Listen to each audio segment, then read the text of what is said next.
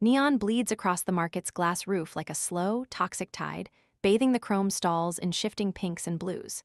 The air pushes down, stale and smelling faintly of disinfectant and hot wires. Through this synthetic haze walks Marcus Ryan, shoulders square, hands deep in his jacket pockets, moving with the heavy, rhythmic stride of a man who knows exactly where his boundaries are and refuses to let anyone else draw them. Vendors bark prices in clipped, hungry voices. Drones hum in their nests. But Marcus stops at the end of the aisle, where a dealer recites a board pitch about refunds and satisfaction guarantees. Standing under the hard white interrogation lamp is Serena.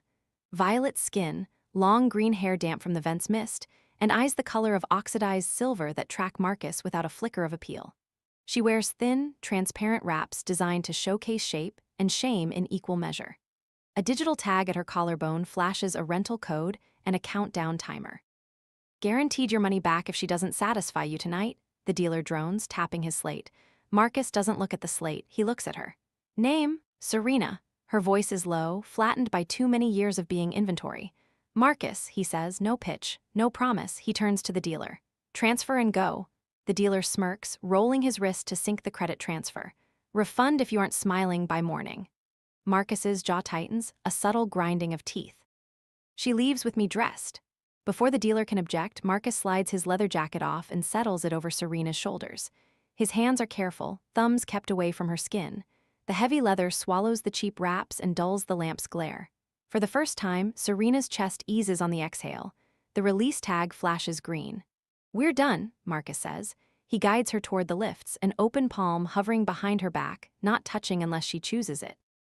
The lift shoots up through the spire's quiet heart, leaving the dirty quilt of the city lights far below. Inside his apartment, the air is filtered and hushed. It isn't luxury, but it isn't a cell. A narrow kitchen, a dented pot, a bed with crisp sheets. Showers on the right, Marcus says, pointing to a folded black shirt on a chair. Take your time. The reflex to wait for orders hangs between them like a tripwire. He breaks it by turning his back, opening a tin of mushrooms and starting water for stew. He grants her the privacy of being ignored. When she emerges, hair falling in wet green waves, wearing his shirt that hits her thighs, she stands with the spine of a dancer waiting for the music to start. They eat like shift workers, no ceremony, no filler. He watches her hands, gauging hunger. She watches his shoulders, gauging temper. I was told I have to smile by morning, she says, standing by the window, looking out at the black edge of space. Or someone gets his money back. Marcus doesn't look up from the dishes. That policy doesn't run here. You don't owe me anything. She turns, steps closer. Then why buy me at all? Because you were standing under a lamp like a broken appliance and staring back like a person, he says. Simple as inventory. I hated the math. She tests the air, stepping into his personal space. If I stay, she whispers, who decides what happens next? You. She sets 2 fingers on his sternum, a contact fragile enough to break with a breath. When he doesn't flinch, she rises on her toes and kisses him. It isn't a trick or a plea. He answers in kind, his hand cupping the base of her neck, fingers spread wide so she can feel the shape of his restraint. The kiss deepens, not rushed, stripped of performance. Tell me to stop, he murmurs against her mouth. I'll tell you if I want that. They move to the bedroom, the tension doing work that words would ruin. The shirt falls away. He lays her back with care, bracing his weight so he doesn't pin her. The details stay human, quiet breaths, the heat of skin meeting skin, 2 people learning how to be close without harm. Morning arrives not with a shout, but with a pale blue line of light across the sheets. Serena wakes expecting an order. Instead, she finds coffee and bread on the table.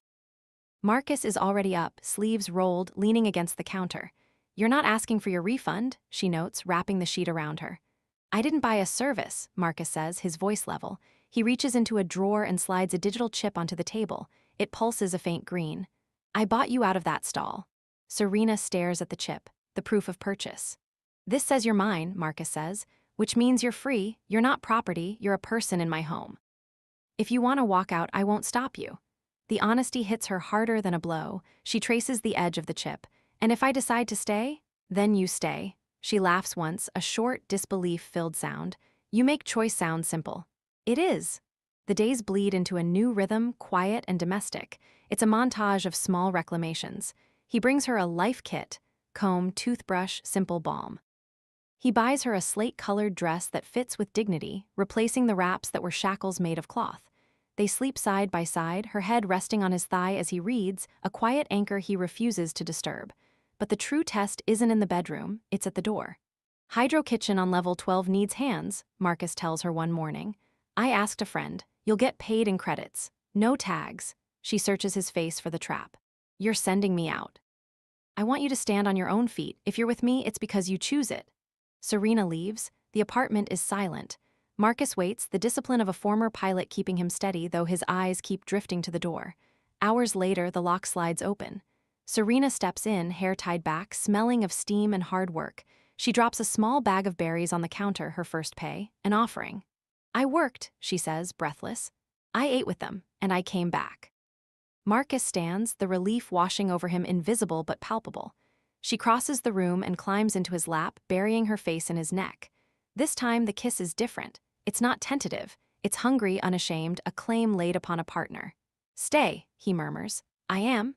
He carries her to the bed, and the hesitation is gone. The rhythm they build is rougher, driven by need rather than caution. When she cries out his name, it fills the room like a vow. Afterward, lying in the tangle of sheets with the spire's lights flickering below, she traces the line of his jaw. You didn't just save me, she whispers.